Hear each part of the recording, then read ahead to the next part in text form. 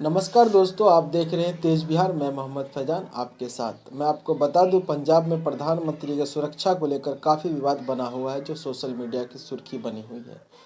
जानकारी के लिए बता दूं, कल के दिन दिनांक 7/1/2022 को मधुबनी जिला में चरणजीत सिंह का पुतला दहन किया गया और बिहार में बहुत सारे जगह पे चरणजीत सिंह का पुतला दहन किया गया। पंजाब में प्रधानमंत्री नरेंद्र मोदी के काफिले की सुरक्षा में चूक के 24 घंटे बाद कांग्रेस आला कमान ने मुख्यमंत्री चरणजीत सिंह चन्नी से बात की है।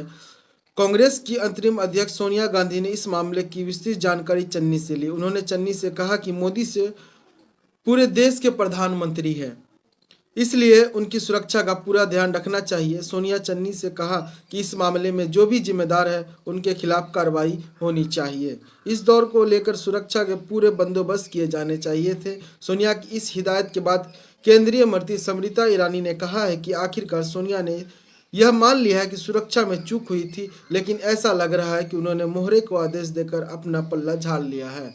वहीं पंजाब के मुख्यमंत्री चरणजीत सिंह चन्नी ने कहा कि सोनिया गांधी को बताया कि पंजाब से सरकार पूरे मामले की जांच करवा रही है। इसके लिए सेवामुक्त जस्टिस मेहताब सिंह गिल और राज्य के गृह सचिव अनुराग वर्मा की जांच कमेटी बनाई गई है। कमेटी को 3 दिन में रिपोर्ट देने के लिए कहा गया है। उसमें भी जो जिम्मेदार होगा उसके खिलाफ सरकार कार्रवाई करेगी। चन्नी ने 2 मेंबरों की जांच कमेटी बनाई है, तो दूसरी तरफ वह चूक से इनकार कर रहे हैं। उन्होंने पहले भी प्रेस कॉन्फ्रेंस बुलाकर कहा कि इसमें कोई चूक नहीं हुई है। पीएम नरेंद्र मोदी ही आखिरी वक्त में सड़क से जाने का रूट बना दिया। वह चुनावी रैलियों में भी इस बात को भुना रहे हैं।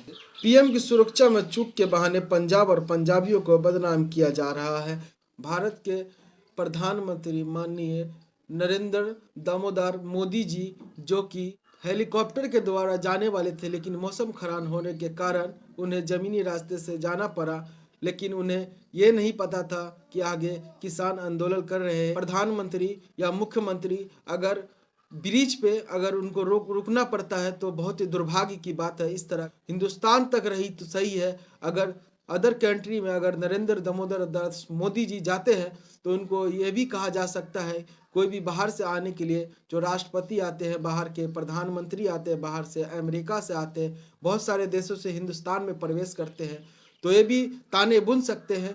क्योंकि लोग हिंदुस्तान के लोगों को अगर पहचान दिलाते हैं तो यहाँ के प्राइम मिनिस्टर बाहर जाके अगर बाहर से आने अदर कंट्री से आकर के हिंदुस्तान में अगर बोल भी सकते हैं नरेंद्र दामोदर मोदी जी से कि अगर अपने हिंदुस्तान में आप सेफ नहीं हैं तो हम कैसे सेफ होंगे। क्योंकि उन्होंने एक बयान दिया कि अपने काफिले से कहा कि उन्हें बोल दीजिए कि मैं सही सलामत जिंदा वापस लौट आया हूँ।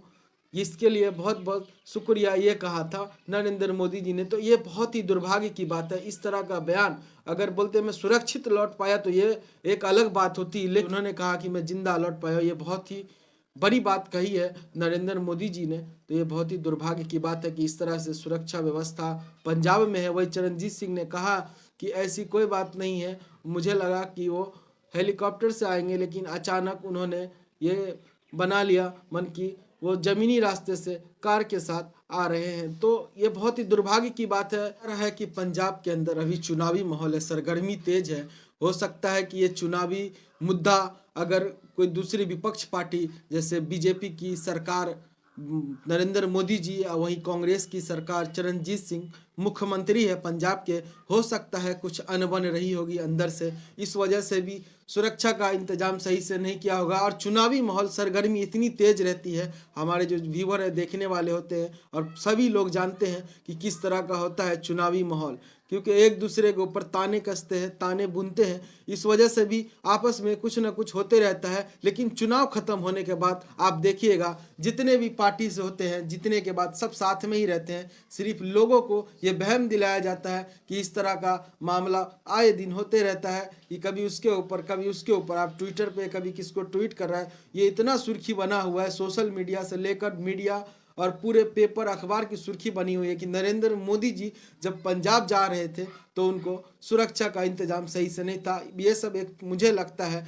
कि चुनावी माहौल में चुनावी मुद्दा बनाने के लिए ये सब कार्य को किया जा रहा है। खैर देखने वाली बात होगी कि आगे होता है क्या इस मुद्दे पर और कैसी जांच बैठती है, किस तरह से अगर किसको सस्पेंड किया जा सकता है और क्या सब होगा, वो आप बने रहेंगे। जो भी हमारे पास अपडेट रहेगा मैं आपको बताएंगे जरूर। आप बने रहिए हमारे साथ तेज बिहार पे। तो आप देखेंगे कि चुनाव खत्म होने के बाद एक दूसरे के बाद शपथ ग्रहण होगा जब, तो एक दूसरे को माला पहनाते दिखेंगे, एक दूसरे से हाथ मिलाते दिखेंगे, एक दूसरे के लिए ट्वीट करेंगे, बधाई देंगे।